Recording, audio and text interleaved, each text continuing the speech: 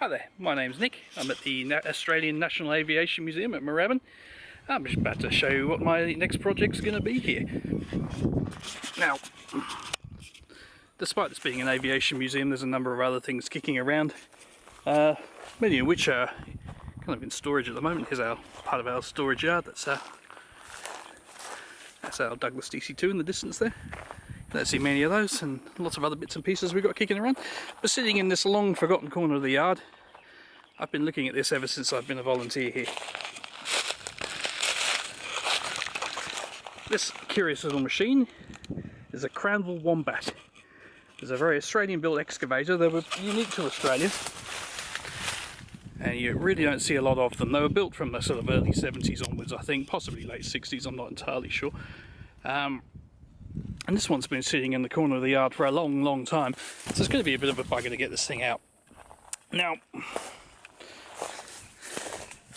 it doesn't look to be in too bad condition. Most of these you see, I mean, you see very few of them.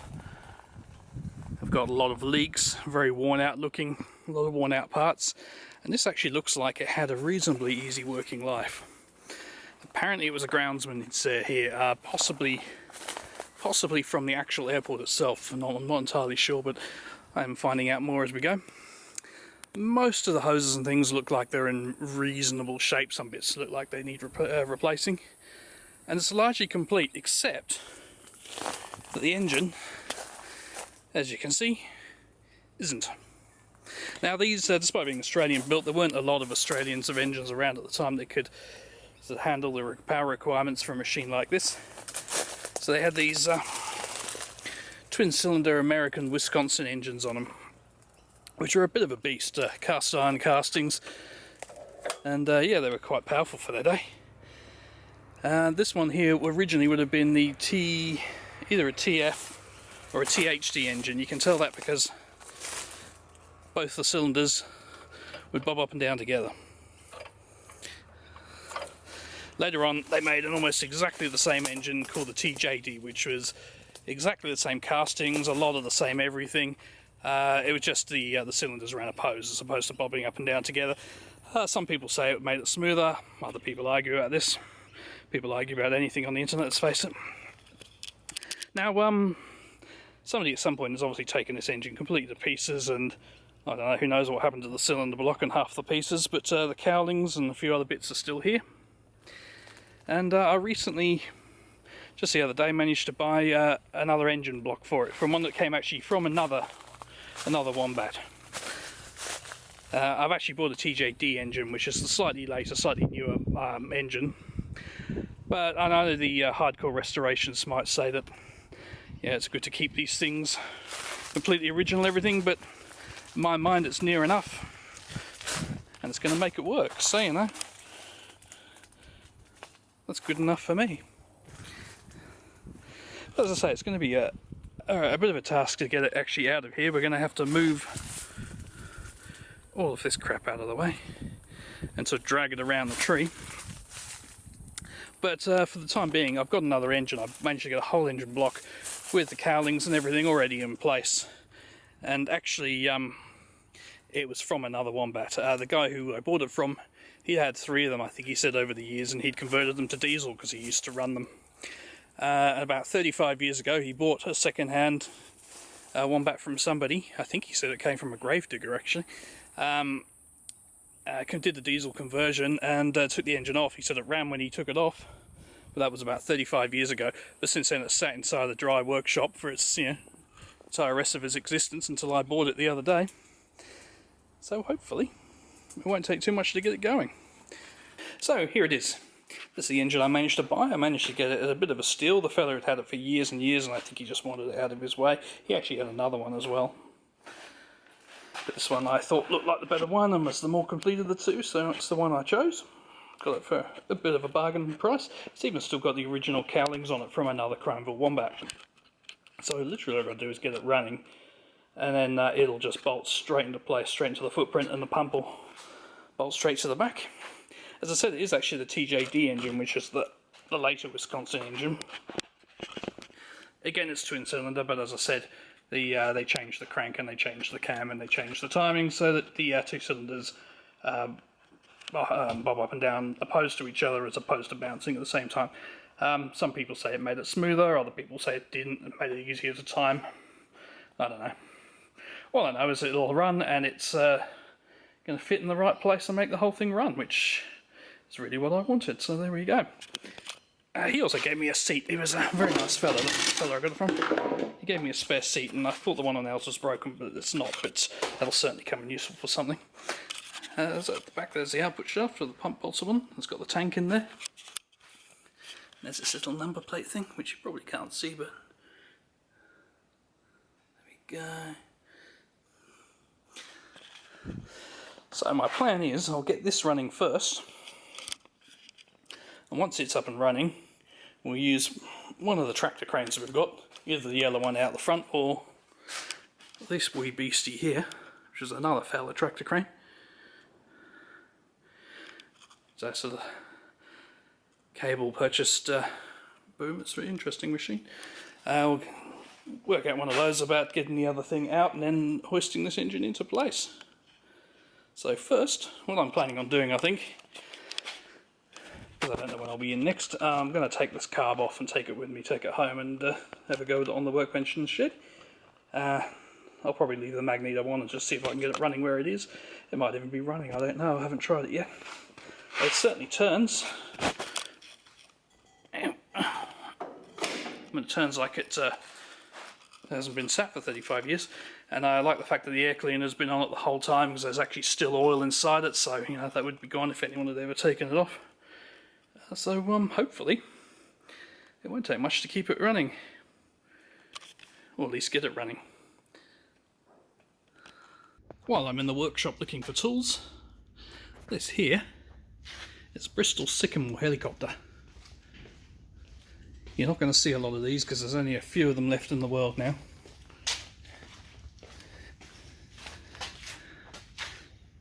It is complete, although a few bits of it have been, as you can see, taken off at the moment. It's been in storage for a while, and it's being done up and painted up to bring out and put on display. It's powered by a sizable Alvis radial engine, which is buried away in there at the moment. Recently you were able to see it, but I don't think... No, it's behind the bulkhead at the moment. Yeah, the seats and the controls and everything will all be back in before too long. But it was a 1960s helicopter, possibly earlier, made by Bristol, famous for being unstable on its wheels because it had 3 rotors and 3 wheels, which when you had 2 rotors on one side and 1 rotor on the other would make it wobble side to side until the thing kind of got up some speed. But it's just one of the exhibits that we have here at the museum. If you haven't been here before, yeah, there's a few things. There's our Canberra. It's our bus. The kids love the bus for some reason. It's missing its tail, but that's a Viscount in the distance, and right there's a Bristol freighter, and there's a whole heap of other things inside and around the corner. Great thing about this museum is you don't have to just stand behind barriers and tapes and look at things from a distance. You can actually climb inside things and press buttons and pull levers. And a lot of things, the Viscount there, let's get a better shot of it. So it's missing it. The reason it's missing its tail is because it's in close proximity to a radio transmitter, so we have to keep a flat surface that might interfere with the transmissions out of the way. We do have its tail in storage, but it was apparently Fidel Castro's plane and originally belonged to Cuba before TAA bought it and it's brought over to Australia. But yeah, interesting, eh? And that's a little bit about the museum that we're at and what we do. So here's the first job on it. I'm taking the carby off. I've managed to get a few bits off. I got the throttle limiter off, which came off relatively easy. A lot of the bolts in this are coming off really easy for something that hasn't been touched in 35 years. It's getting these top ones. Which spanner was it? Yep, that one. There it is. So it's getting these undone. I pretty much just cut the fuel line because it had a bit of plastic fuel line on it, but it was rotten as hell, so I figured rather than mess around and try and unbolt that at a weird angle, I'll just cut it off and put a new piece of fuel line on it anyway. So yeah, the first job. So that's the carb off. Now the first thing you'll notice is how clean and new that looks. Looks like it was kind of put on there yesterday.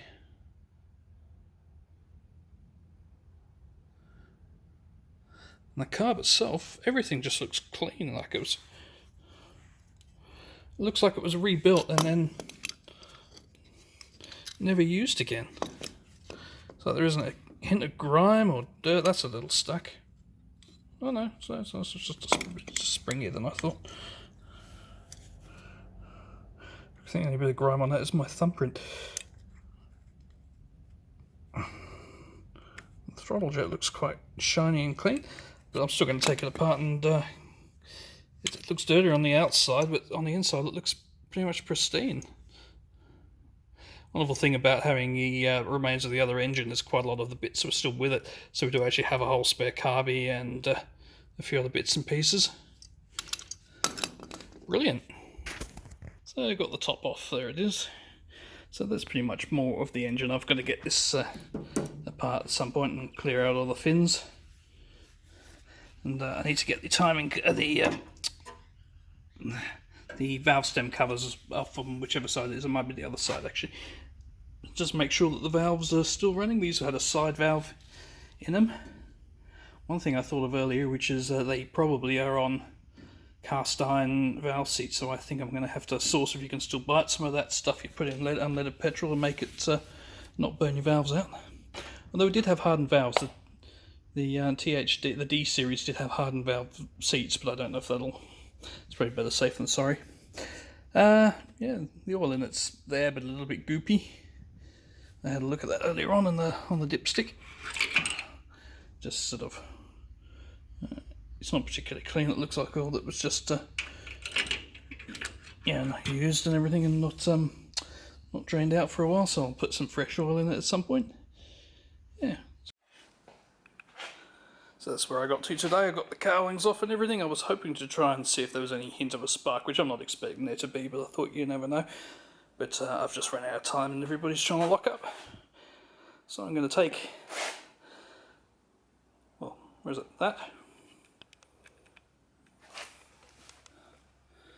That's going to come home with me, and I'm going to take it apart and give it a clean up. I mean, it's virtually pristine inside, but I'm going to still clear up and make sure the jets are clear. And that'll be the next thing. So yeah, day one of the project. See, here's our main hangar. It's kind of what it looks like inside. That's the complete cockpit of a formerly flying F-111. And there's, I think that might be a Goblin jet, but I'm not entirely sure. We've got some radials kicking around, and helicopter engines, and helicopters, and the plane that started the whole thing was the Bristol Beaufighter. Very few complete examples around, and that's one of them. And engines, dudes, and like I said, a lot of these things you can climb into. Especially if it's got a set of stairs by it, you're allowed to climb in and have a play. That's the DC-9 simulator. I mean, it doesn't actually respond to controls, but there's a video screen in there. You can play and pull switches and have fun. It's the former TAA DC-9. I think it's our Merlin. It's a section, so you can see all the bits inside it. You can climb into the Firefly. And into this one, whose name I can never remember. Oh, the Venom, that's it. Another one you can climb up into. Let's just go up there actually. So they're trying to lock up, and I'm just running around. So yeah, you can come here and you can, climb into the cockpits and play with things, which is something you can't do in a lot of places. The Sabre, you can climb into the Sabre. The Mirage just, sadly, doesn't have a lot in the cockpit to look at, so it's shut. But yeah, got a few bits and pieces in here. I don't know why we have it, but that's the Red Baron's actual fuel tank. So this one here was actually made by Victor, the same people who made the lawnmowers. Sorry, I know my camera work isn't wonderful, I'm just running around in a hurry. So this became the plastic parrot. Okay, so here we are a little bit later on in the day, in the shed. The shed of dreams, as I call it, because it's full of all the things that I dream of one day doing things with. For instance, the The camera is sitting on a 1960s tripod that one day I intend to turn into a lamp. I also dream of having a shed that's big enough that I can do things like this without having to remove a pile of lawnmowers and bicycles first, but what can you do? That's better, I can actually see everything now. So everything inside this little carb, sorry the lighting in here is a little bit funny because it's all coming in through the window. Let's see if I can make it so you can actually see that. To an extent, oh well, you'll have to take my word for it. Everything inside this carburetor is essentially looks absolutely brand new. So well, let's spin this around so it's facing the other way. With the light, might be able to get an idea what's going on there. There we go, that's better. So saying everything inside this looks virtually brand new. The jet in there looks like it's hardly been used. And everything inside just is so clean and tidy. So I'm going to limit what I actually do with this. I am going to take it apart and have a look at make sure the float's operational and things like that. But I'll blast the carb out with some air and a little bit of degreaser. But my main thing for the moment is cleaning off the outside and making it so gunk from the outside can't get into the inside. But you'd be forgiven for thinking, and I'm wondering if this is what happened. Possibly the whole thing got serviced, so not long before it was sold, 30-something years ago, and you know, barely got any use since, and then it was parked up. The tank was drained, which is a great blessing, because now the tank that's on there now on the actual motor isn't full of gunk and varnish. So, and the fella really knew what he was doing, so I think he drained all this and made it so it wouldn't turn to varnish inside the fuel system, which is a wonderful, wonderful thing, and a real rarity for projects like this. You see so many of them where the carb is just one big pile of crust. And yeah, I just can't get over how new and shiny it looks inside. So one of my first things I'm going to do is block up all these ports with some paper or I've got some old socks kicking around, just so that stuff can't get in from the outside, and give the whole thing a clean up, degrease, and see if I can free that up. Yeah. Alright, so I've moved the camera around, so hopefully the light's a bit better, because the light's largely coming through the window at the moment. So I've taken off the throttle spring just to make it so I can shove things into this port without that pushing them back out again. I'm going to lever off the gasket. The gasket, weirdly, if it'll come off in more or less one piece, might be reusable, but at the same time it does look like a fairly standard gasket. So hopefully it won't be too much. No, I think I'll be finding a new one of those. But hopefully that's not a particularly difficult one to source. It looks like a fairly standard size. I'll put it into the parts piston. That's what I'll do. I'll start off by just putting it upside down and clearing most of the gunk off that side. Now I bought myself some clean your spray stuff on the way home. Ah, ooh, oh, ooh, foamy. Ooh, wasn't expecting that. Giving it a bit of a clean up, it's polished up quite nicely actually. A little bit of wire wool, a little bit of blowing things out with air. Yeah, still looking surprisingly good for its age and everything. So I'm going to take a few bits off. Let's get rid of this thing. I think it's safe to say that the fuel line's I'm going to have to find something better to do with the fuel line than that. Not sure what just yet, but I'll find something. There'll be a way. What were those called? UNCs? That type of thing? Can't remember. Many years ago I did do some work at a hydraulic engineering place, and I knew them then, but I can't remember. Can't remember them now. I'll try to throw it into the parts piston. Alright, let's see what the float's looking like on this. I'm going to try and do this without destroying a gasket. Come on. Okay, here's where it actually starts to look a bit like it hasn't been opened up in years. Where's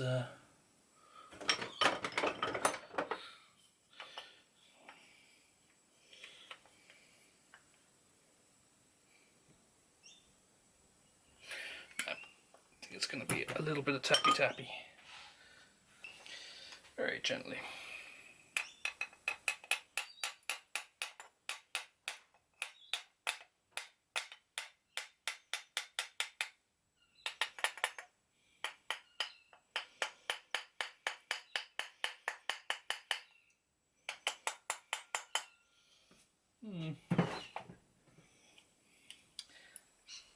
Okay, I finally, having talked about it for so long, found something that's been difficult to open. See if there's any handy little spots to lever it open on. Nothing really. Like I said, I really don't want to rip up the gasket in there if I can help it, because I have a feeling it wouldn't be a particularly easy one to find. Although I'm sure somebody must sell. Okay, that's got it. What I ended up doing is putting the screws back in and just very gently tapping them with a wooden punch in between, just so that and it just started to prise them apart, so that way it didn't hit anything hard enough to damage any threads or any screws or anything like that, but just enough to make that sticky gasket give way. There's a chance possibly somebody put this together with some gasket sealer or something when it was last taken apart. That's what happens if you rave to everybody about how easy everything's been to take apart. It's you'll find something immediately that isn't easy to take apart. So, there we go. Alright.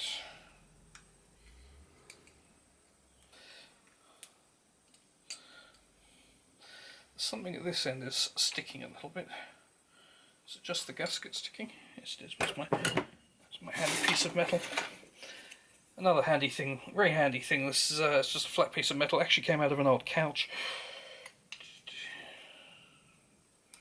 Or an armchair or something like that. It's so good for putting into gaps and doing things like this. Yes, I think I'm going to have to find a new gasket. Oh well. Somebody must do them. There we go. Yep, it's a new gasket. Oh well. I was hoping it would survive, but no, it's not going to. It appears to be...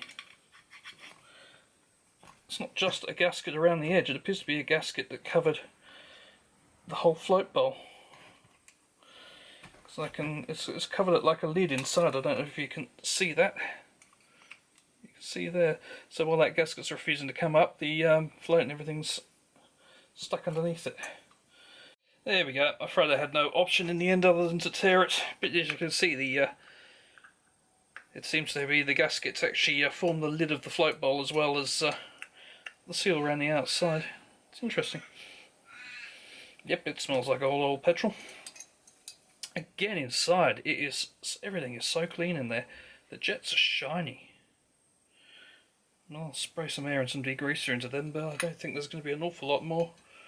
I'll take that out and spray it through as well. I don't think there's going to be an awful lot else that needs doing to it, other than now replacing the gasket. The float looks like it was put on yesterday. And I can see the needle in there doing its little thing.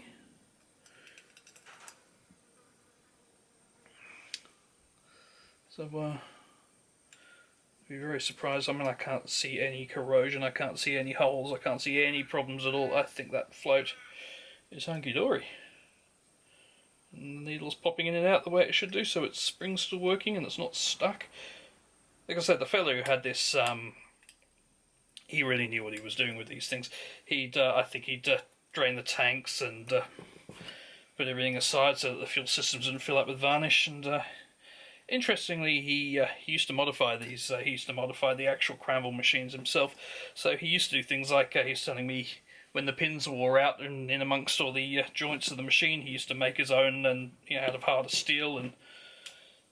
And he actually also put power steering on them, because they are self-propelled, those machines, the little Cranville Wombats. They do actually drive along.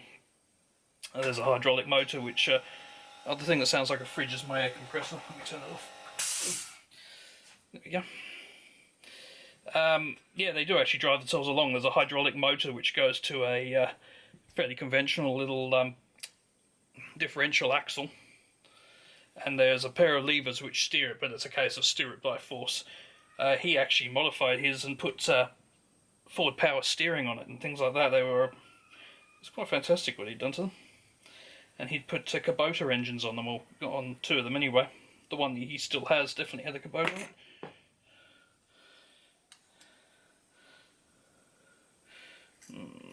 to be very careful around that float. I don't want to actually damage the float or anything while I'm removing that bit of gasket.